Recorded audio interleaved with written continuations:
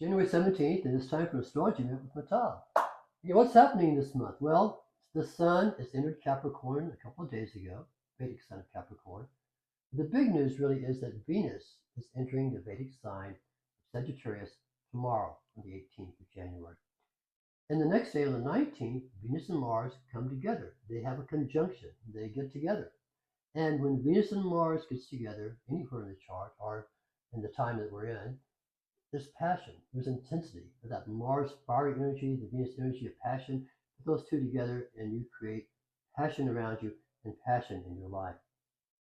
So the Sag conjunction, Venus and Mars, we can expect to see a great passion, strong interest in higher knowledge, foreign travel.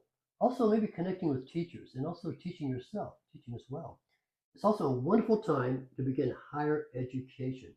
And this is particularly true in this time of year because the Sun is in Capricorn, the sign of career. So we have this really interesting conjunction of Venus and Mars and higher learning, ongoing education that may be related to career. So consider, how might you enhance your professional credentials this year by embracing that higher knowledge and higher self? If you'd like to find out more about how you can work with this energy in your life, please schedule an astrology reading with me.